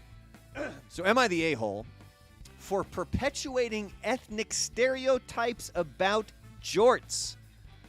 Let me know in the chats what you guys think. We got the Facebook chat going. We've got the Twitch chat going. On Facebook, I apologize when you look over here. That's the Twitch chat that's rolling right there, and I don't have it connected to the Facebook chat at all. But let me know. Based solely on the headline, am I the a-hole for perpetuating ethnic stereotypes about jorts? And if you're not familiar with jorts, that would be jean shorts, ladies and gentlemen. Did you used to rock the jean shorts, Tyler?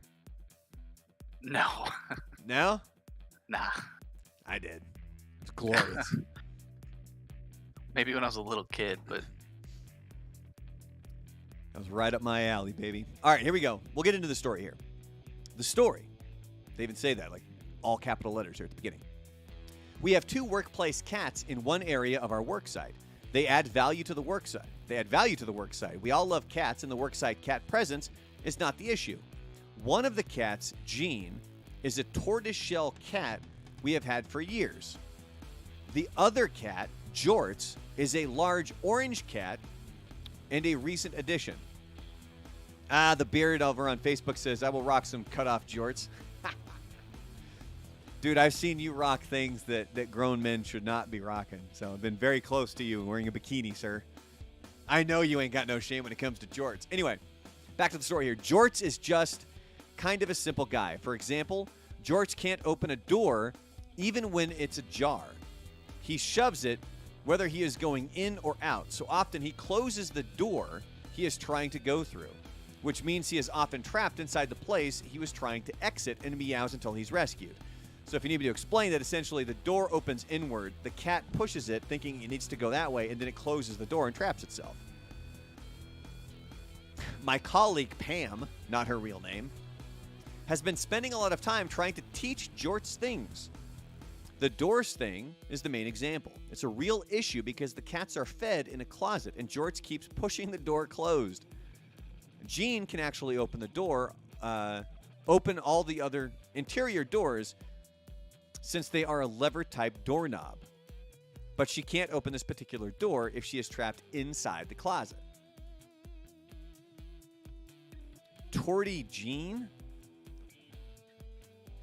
is very nice to poor Orange Jorts. Why not just say the cat's names? Like, no, you're an a-hole for how you're typing this thing, man. Anyway, she's kept busy letting him out of rooms he has trapped himself in.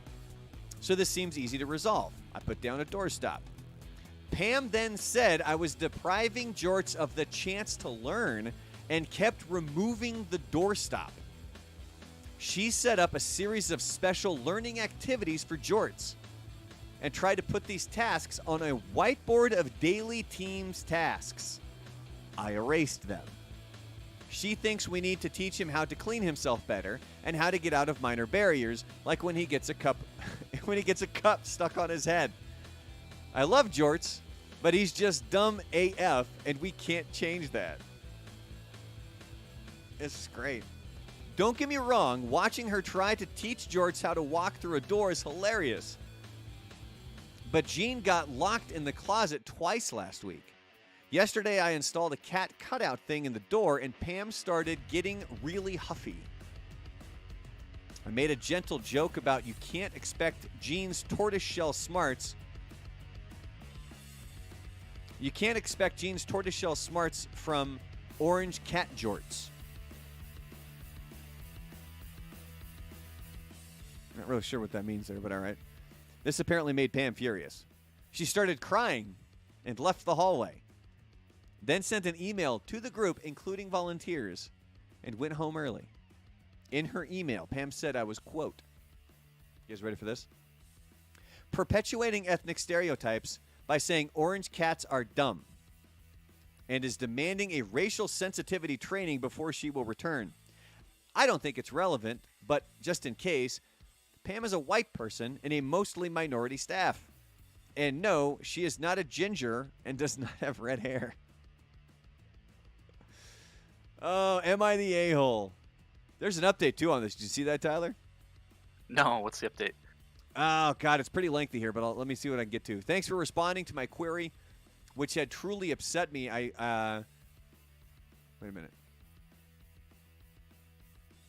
I worked to have a good relationship with my team, and the situation had gotten weird so gradually that I lost perspective. I just met with HR.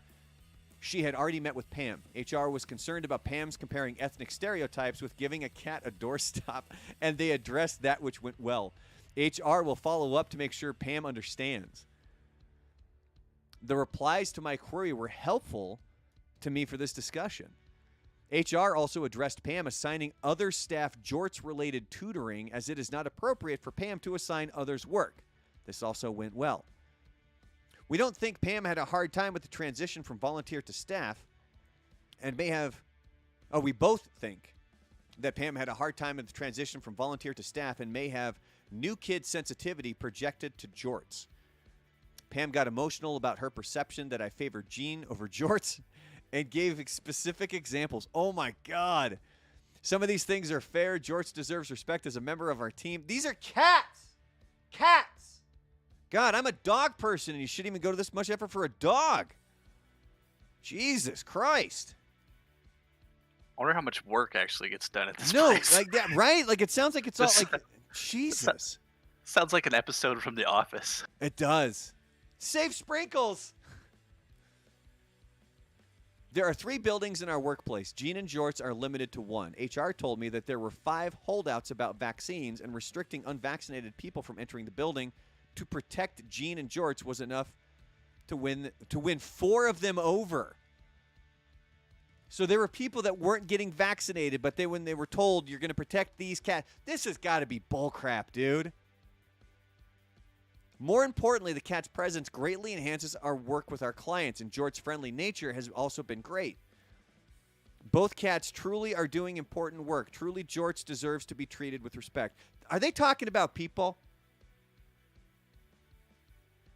Like, do you think that's an underlying thing here? You think that Gene and Jorts are actually people and not cats? Is it? It's starting to sound like it, man. I don't know. Come on. Like, this guy even says here, we all deserve to be treated with dignity at work, so I will apologize to Jorts about some things that were insensitive or respectful. Come on. This is... It's got to be fake, right? In today's world, I have no idea, but I hope it's fake.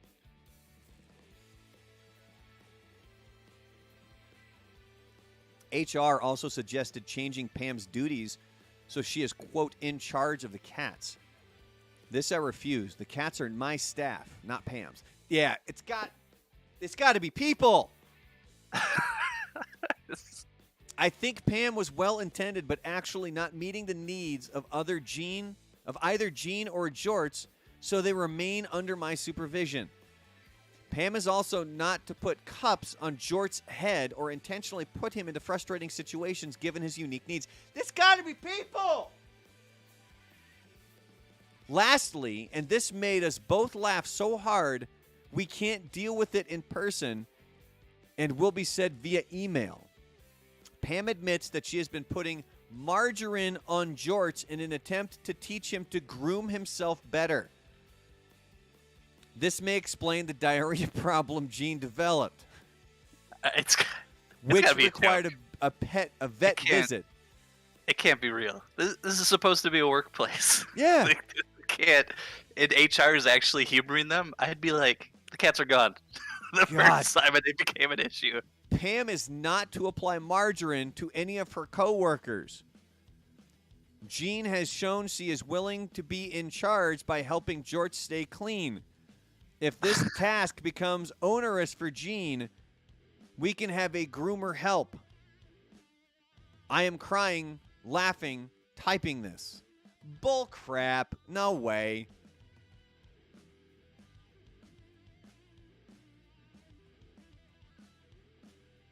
Yeah, Twitchy says it can't be real, or the Pam has something personal going on at home. I don't think she has a personal life. I think that's the problem. This is just it really can't be real. There's no way HR would humor these people like this. And there's all these people who are like, no way, there's no way this could be funnier than your original post. This one's even better. And like all the crap I'm reading here, there's no way. I'm sorry. I don't know. I don't completely believe it, but there we go. There's your Am I the A-hole for today. So you know what that means, right, Tyler? Oh, yeah. It's about that time, ladies and gentlemen. Are you guys ready? Because here we go. It is time for 5 fast questions. Tyler has the questions. I have the answers. Tyler, fire away, sir. Number 1, what improved your quality of life so much you wish you did it earlier? Oh my God, I wish we had a Roomba earlier. That thing is amazing.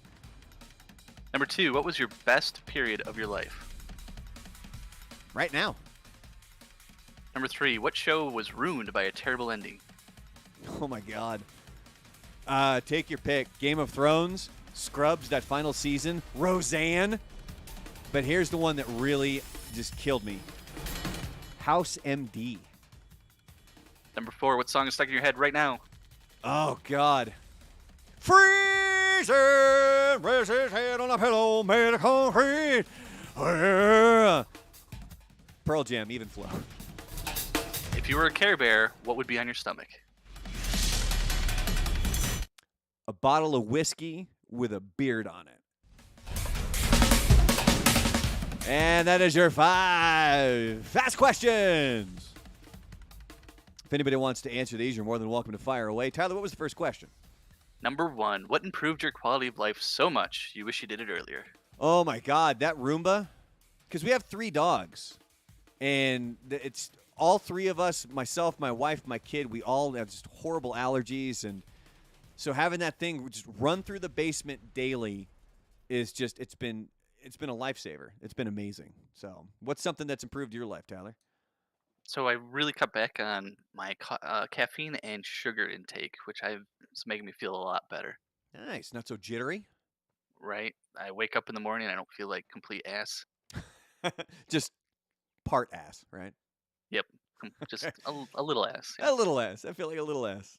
Like that Yeah. goddamn lady with her stupid cats. Jesus Christ. All right. What was it? It's gotta be fake. I know, right? Gotta be. All right. What was the. By the way, so if anybody's watching this segment specifically on YouTube, go back and watch our Am I the A-hole we just had about the perpetuating ethnic stereotypes with cats. You can go watch that clip. That's what we're talking about. What was the next question? Number 2, what was the best period of your life? Right now, man. I mean, I always, no matter what I'm doing, I'm trying to make sure that right now is the best moments of my life. And I know that there's things that you can't control. You'll lose a job or people will pass away. Like there's really bad things that are going to happen throughout your life. But I always try to make sure that everything I'm doing right now, this is the best time in my life. I don't want to be like, oh, I wish I was back in my 20s or I wish I was back in my 30s. Now, I do think if I were in my 20s or 30s, maybe I could have done something different or done this thing different or whatever. But no, I'm fully in love with where my life is right now. What about you, Tyler? Right after college, I had a pretty good job. I was in pretty good shape. I exercised every day. I was feeling pretty good about myself and life, and things were going really well. So 2 of those things, or of those 2 things, one you can do now. You can get back into working out. Why not? Yeah, I could,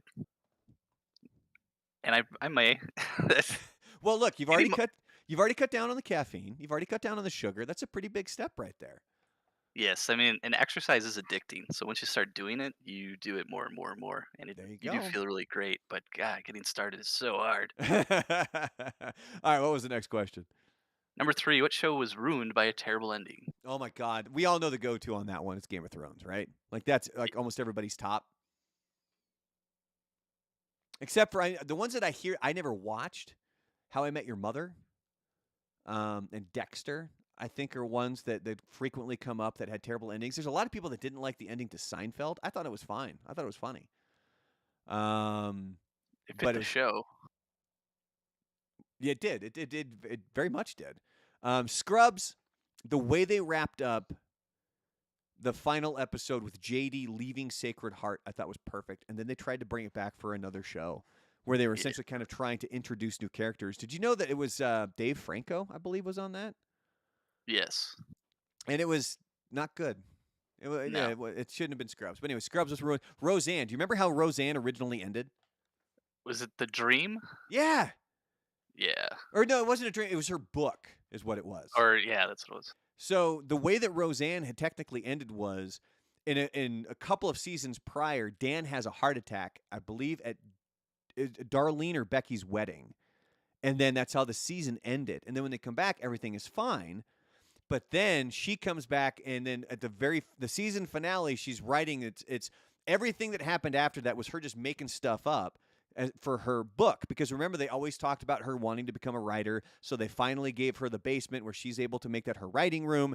And she talks about, maybe this is how I dealt with Dan's death. So I guess he did die after that heart attack, and then it was all fake crap. Charlie says, I didn't like how Breaking Bad ended. Stone on Face. I'm right there with you, man. I was not a fan of how they ended that show. I thought that final season it felt rushed. It was almost like, oh, he's been so dominant and so amazing as kind of this crime lord. We really got to bring him down a notch. It just, wasn't a big fan of it. And then they brought Roseanne back, obviously, and they completely just glazed over the fact that Dan was still alive. But the one that really bugged me was House MD. Did you watch House at all, Tyler? Yes, I did. Did you watch it through, like, all the way through the finale? Yep. Remember, it's Sherlock Holmes, basically. Ah, yes, it is. Did you like the finale? No. It was stupid, right? Very stupid. Okay, I just want to make sure. So if you guys don't know, the way House MD ends is he fakes his own death. He's finally gotten into enough trouble where he is going to end up having to do some major prison time and all of this, while his best friend Wilson has come down with terminal cancer, and then House is going to spend his whole time in prison.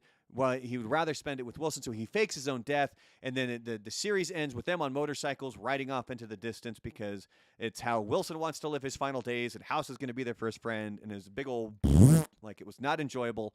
I just didn't like it at all. But anyway, do you have a show that wasn't mentioned that you can think of that had a horrible ending? No, mine is Game of Thrones. I'm not going to reinvent the wheel. Yeah, it's the worst. That's the go-to, you baby. Go from great to terrible. Like it's yeah. The next question was what? It was the song one? Yes. What song is stuck in your head right now? Yeah, it's Pearl Jam Even Flow. For anybody who's tuning in, the History of Rock podcast is up. It's available. The logo, everything was done by the magnificent Charlie over at Viva La Mocha. The overlay that you see that's around us, if you go check it out on YouTube, Charlie did that work. And so the first couple episodes, we were talking about Mother Love Bone. The next couple of episodes, we were talking about Temple of the Dog. And then the upcoming episodes are going to be about Pearl Jam's 10. So I've been listening to that album pretty heavily, and goddamn Even Flow is an earworm, and that bad boy is stuck in there. And I do have to tell you this, Tyler. Last week, you had a song stuck in your head. I believe it was If You Like Pina Coladas, correct? Was that last week, or was that the week before? Well, whatever it was, I caught myself singing that goddamn song when I was making dinner that night. And I was like, damn you, because you even said, you were like, the points to get the song stuck in your head, and you did. So right now, what song is stuck in your head? I Will Always Love You, Whitney Houston. All right. We'll see. Dude, I'm gonna text you later. I'm gonna be like, you ass. I'm driving to Kevin Hart tonight, and I'm singing Whitney Houston. Final question was what? If you were a Care Bear, what would be on your stomach? Yeah, it'd be a bottle of whiskey with a beard on it. What about you, Tyler? What would be on yours? Probably Bender's face with the time code from Futurama. Oh, there you go. Impressive. All right, well, that's going to do it for the 5 fast questions, which means that we can move on to our final topic. God, we're running along again. Do you guys like me going this long? That's what she said. He said. Somebody.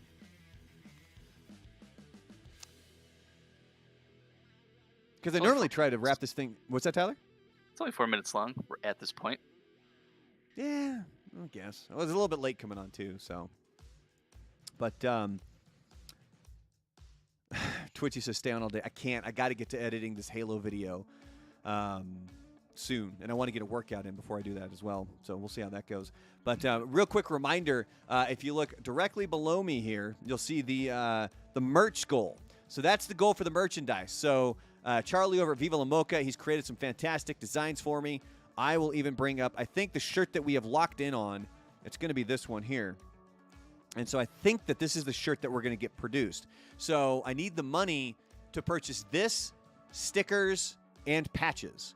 Eventually we'll do hats and mugs and all kinds of other things as well. But this is the one. So what I'm going to do is I'm going to make the original purchase. I'm going to reserve a few for people that, like my dad. Like Tyler's going to need one. I'm going to get a kid one for my kid. And then I'm also going to reserve a few of them for giveaways. And then on top of that, we're also going to put them up on Viva La Mocha. There's going to be a Brandalorian section on Viva La Mocha where you guys can go and shop and actually purchase the merchandise yourself. if you want to. I believe we're going to price the shirts. Don't hold me to this. We're going to price them right around $25. So hopefully that's doable for you guys. And so if you guys want to take a look, and right down there, you guys can help us out with that merch goal. We've set it for $200. We've got 20 in there right now. So anything that you guys are willing to help donate, I realize that this is essentially making you guys pay for the T-shirts twice, because you're not only helping me pay for the upfront cost, but then you're going to purchase the T-shirts as well. So, and Charlie says it's coming on great material too. Oh, see, when I was talking to Charlie and Monica about the T-shirts, they mentioned you can get this kind of stuff. It's a little bit cheaper for the shirt, but then they said if you want the softer style for the T-shirt. Oh, which, by the way, this is the Chuco, a Texas city. This was the Solo, a Star Wars story mock-up that they did. I get massive compliments on this one. That came from Viva La Mocha. But I told him it's got to be the soft ones, man. It's got to be the nice material. I'm not... One of the worst things I think I have seen in my entire radio career is that when I worked in Florida, we would purchase T-shirts, and they were awful. It was essentially wasting our money. It was crappy material. The logo sucked. I mean, this is all the stuff that I have back at my mom's house that I'm willing to give away if you guys want it. If not, it's going to Goodwill. I mean, some of them are kind of cool. Don't get me wrong. But there were so many that we did down there that were just terrible. And the whole time I'm sitting there, I'm like, you guys didn't want to pony up a little bit extra money to get a few less shirts that people will actually wear.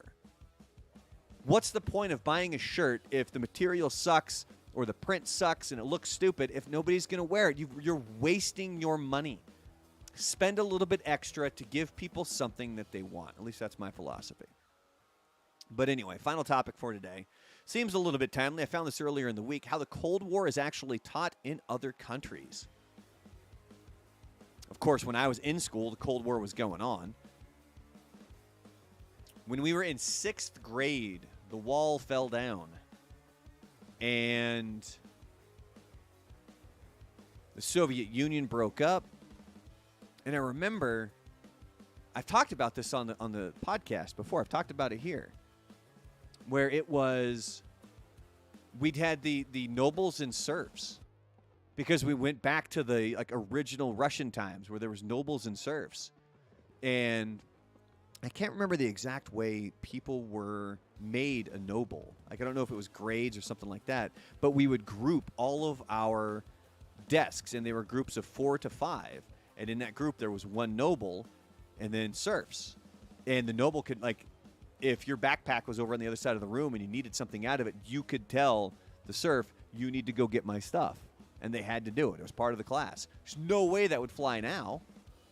Yeah, anyone who thinks that's okay, I just want you to replace noble and serf with slave and slave owner. Yeah. It's essentially the same thing. Yeah. I mean, no, it is the same thing. Yeah. It's just different terminology, different words. All right. So the way that the Cold War was actually taught in countries around the world. In India, the Soviet Union was presented as a friend. In India, post-World War II policies were characterized as those of non-alignment, indicating the country didn't side with the United States or the Soviet Union. Somebody over on Reddit said, the USSR was a reliable friend to India in the days of the Cold War. Hence, even though Indians have a natural tendency to be pro-US because of our common Anglophone connections, the Soviets were admired by people who were aware of geopolitics. Apparently over in Russia, right after the Soviet Union fell, they were told that communism was full of mistakes. Somebody here said, I went to school right after the collapse of the Soviet Union. By the time I was old enough to learn about the Cold War, there were already new post-Soviet textbooks that gave more or less a natural overview about said time period. For the first time in decades, Americans weren't seen as mortal enemies, but as promising new friends and partners. That didn't last a long time. All that hopefulness and goodwill came to a halt that day. NATO invaded Yugoslavia. Oh, what were they talking about? I think I skipped something. NATO invaded Yugoslavia. Public opinion had shifted overnight toward more proactive military activity. Liberal politicians started to lose their ground. More hardline figures that often had military or intelligence background. As a result, Putin comes to power in less than a year. Interesting. In China, participation in Cold War conflicts was presented as self-preservation. Somebody wrote that we were taught North Korea started the war to unite Korea. America joined and crossed the 38th parallel, which was taken as intrusion. So China joined the war to protect its ally.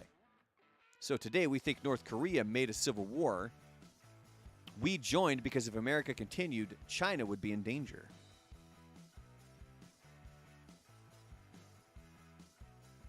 Yeah, Tyler's got a good point there. Bet Korea and Vietnam had a different take on the Cold War. Somebody mentions going down the Vietnam route here. It says, for China, Vietnam encroaches on the border between China and Vietnam in the north and invades Cambodia, an ally of China from the south. We took Vietnam as a threat and a traitor since we used to help them.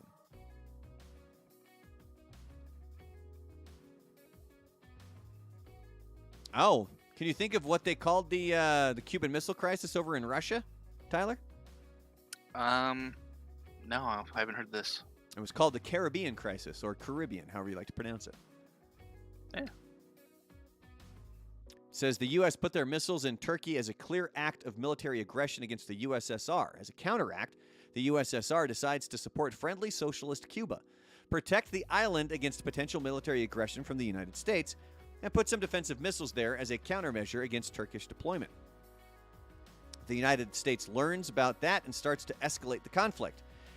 Generally, all USSR history books clearly state that the USA was aggressive and not ready for compromise there. Interesting. Do you think it'd be kind of cool to take a look at like an old USSR textbook? I mean, you could translate it with your phone. I think it'd be kind of fascinating. Communism. Yeah, I mean, go ahead. Part of history, learning history, is learning different points of view. Yeah. I mean, it's not just ours, right? Yep. This is coming from our history major on the program, by the way, folks. Mr. Tyler. Communism was the focus of the lessons on one of Indonesia's most deadly riots. Communism was taught as a mechanism, or at least a factor in events that were God bless it, connected. I struggle with that word. To the United States or Soviet Union in Indonesia. September 30th, 1965 riots, arguably the worst and most mysterious riots in our history. Watched the act of killing for a general idea of what was happening. This person goes on to say, my mother was about 15 at the time and living in Surabaya, which was the center of the riot. So she knew some of the darker secrets. Most of the, quote, communists killed were not members of the Communist Party. They were Chinese lay people who were conned by the party to donate money and sign a donator list paper. This list was the one that was used by the government to determine who was who.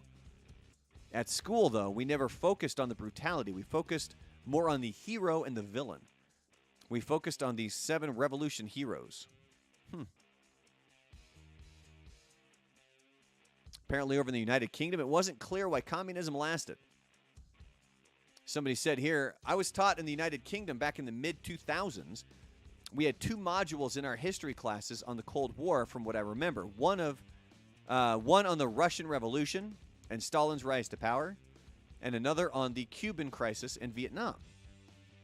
I would say by the end, we had a good grasp of Lenin and Stalin and knew a bit about Khrushchev, the first 3 leaders, and had a rough idea about what communism was. I would say the weaknesses of our course was that it was definitely triumphalist. Stalin was portrayed as a paranoid nutjob. The best achievements of the Soviets from the 40s to 60s, i.e. winning World War II, Sputnik, first astronaut in space, were largely off of the syllabus. As a result, you never really understood why communism lasted for so long. In addition, it offered a very simplistic view of Vietnam. Oh, and apparently even Canadians got a mixed view. Somebody here's who graduated high school 2002. They said a global struggle between totalitarian communism and Western capitalism. But they also looked at the blood on both sides. We were taught about U.S. intervention in Guatemala, Panama, Grenada, and Chile. We were also taught about Soviet Union intervention in Afghanistan, Hungary, East Germany, and the rest of Eastern Europe. Sounds like Canadians kind of got the broader picture of it, don't you think, Tyler? Yeah, I mean, they had less personal stake. So it makes sense. They're our neighbors. They should side with us. Oh, it says here from the Soviet Union's perspective, they won the space race. I mean, they won certain steps of it, but They certainly did, yeah. it depends how you define winning. Somebody We went here. to the moon. That's true. Oh, did we, Tyler? Did we? Oh, that's true. I'm sorry, I forgot. You're a It's all sucker a for what the soundstage. you're a sucker for what the media tells you, bro. I like how they show those. What is it? The CGI effects from back then, and then they do that comparison. Oh God, some of the CGI effects from now. Jesus. Yeah. Somebody here writes that I remember being told about the dogs Belka and Strelka. Gagarin and his famous phrase, it's written in Russian, so I don't know what it is. Let's go. The tragedy of his death and the impact of the space race on the technological advancements of both the United States and USSR.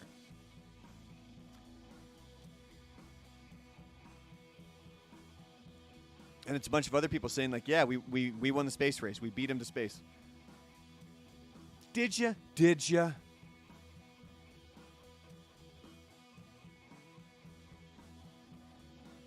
Somebody from Northern Ireland says that the conflict in Vietnam focuses on the United States. Oh, and look at this. Many American textbooks omit some major events from Vietnam. Does it shock you at all, does it, Tyler? No, textbooks, high school textbooks, they're pretty awful. They did this experiment where they took all these teachers and they had them read these textbooks, and then they asked them to point out all the flaws with the textbooks, like the way they were written, the information they contained, all that sort of stuff. And then afterwards, they asked them to write a textbook. And the teachers wrote the textbook basically the same way that they had read, despite all acknowledging all the flaws with them and everything that was wrong with Interesting. them. How long ago was this? Oh man, I think I was in college when I heard about that. Damn, we got to look that up. That's really interesting. Yeah. But on this final one here, where it talks about many American textbooks omit some major events from Vietnam, it says here, I'd like to talk about our secret war in Laos, which was absolutely not covered at all in any of my history classes in all of my school years. I only learned of this recently when I was in Laos last month. We had an actual class that was called Vietnam, by the way, in high school. Yeah. Well, okay, that makes sense. But high school history is terrible. It's bad. This class, though, was actually it was trying to kind of unearth a lot of the misconceptions on things, because this instructor, he was a very knowledgeable dude, and he dispelled a lot of myths that people had about Vietnam and the war and a lot of other things, man, because there's a pretty heavy Asian population, especially of Vietnamese there, that in the area that I grew up. Well, it's good that but that came from the teacher, right? That didn't come from the textbook. Like I had a great. Yeah. Oh, yeah. No. Like I don't think we had a textbook. I think that he just taught from the stuff he knew. Like there was no textbook. There was no textbook for us to read. He would print articles and things like that for us, if I'm remembering correctly. That's what our material was. It wasn't a textbook. Yes, I had a great high school history teacher who, basically, when he wasn't teaching out of the textbook, that's when it was the best. So on here it says from 1964 to 1973, the U.S. dropped over 2 million tons of ordnance over Laos in 580,000 bombing missions, the equivalent of one plane load every 8 minutes, 24 hours a day for 9 years. At least 270 million cluster bombs, or it says bomblets, were dropped as part of the bombing campaign. Approximately 80 million failed to detonate. data from a survey completed in Laos in 2009 indicate that unexploded ordnance, including cluster bombs, have killed or maimed as many as 50,000 civilians in Laos since 1964 and 20,000 since 1973. Over the past 2 years, there have been over 100 new casualties each year. About 60% of accidents result in death, and 40% are children. Boys are particularly at risk. Laos has suffered more than half the confirmed cluster munitions casualties in the world. People talk about the Vietnamese still feeling the effects of Agent Orange and such, but I've been to both countries and I saw far more mutilated people in Laos just because they were tending to their fields. I went to an unexploded object rescue center when I was in Laos and noticed on their board that 5 people had already died this year from bombs dropped 50 years ago. And many more have been injured. Jesus. Well, there you go. There's a nice way to wrap up the program, right, Tyler? Where's our palate cleanser? God, I know, right? What would be a good... Here you go. We can have Alan reacting to the news that we just got. Oh, what the fuck? Yeah, see? It's Alan. What the F there, buddy? That's going to do it here for today. Again, we were doing this early because we are going to be... my wife and I, we are going to be out at... we're going to be out at Kevin Hart tonight. So if you're out at Kevin Hart here in El Paso and you run into us, come say hi. We appreciate the highs. Tomorrow, Tyler and I will be on playing some games. We did wrap up It Takes Two. So we're going to be working on, if you followed us at all, It Takes Two, the mini games are kind of a big portion. So we're working on a video for that. I'm working on another video today that has to do with, it's going to be the top 5 most satisfying Halo kills. So we're going to be bringing that up. So we'll be going to Original Gamer Life on YouTube's the big one. If you guys could go to the YouTube, please give us subscribe. Go like the videos. It will help circulate those things a little bit more for us. That would definitely help us out. That's something, if you're looking to help out the stream, that you can do that costs no money and just very little time for us. Now, if you can, down there you'll notice the merch goal. And if you'd be so kind, $1, $2, $5, $10, whatever donation you can give, we're going to be purchasing shirts and stuff from Viva La Mocha, as we're going to be looking to essentially make the shirts, stickers, and patches so that we can get that stuff out into your guys' hands with the Brandon DeLorean logo that Charlie did, which he says that here, in reference to the 5 fast questions, if he were a Care Bear, what would be on his stomach? It would be a Baby Yoda. So there you go. That's what would be on Charlie's. So on that note, again, please make sure you're subscribing, sharing this stuff. You can always head over to YouTube. I didn't even check my YouTube channel. I'm broadcasting this on YouTube right now. There could be comments over there, and I have no idea what's going on. Look at that. Merchandise updates and patches. Look, so see, there you go. And there's one person watching over there. I'm not seeing any comments on it, though. I don't think it's showing it to me. But whatever. I hope you guys have... VOR Red is one of the... What? It's the only comment. Penelope Roman said VOR.red. From where? Oh, over on YouTube? Yeah. Oh, all right. Well. Oh, there I see it. VOR Red. What? I imagine they were talking about the T-shirt. Oh, probably. All right. Well, there you go. Yeah, if you guys can, we're going to have this up for the next few days or so that we can kind of collect some donations so that we can purchase this merchandise and get it into your guys' hands with my logo on it. And by my logo, I mean the one that Charlie made. So on that note, hope you guys have a fantastic Thursday, and we'll see you tomorrow. Peace out, everybody.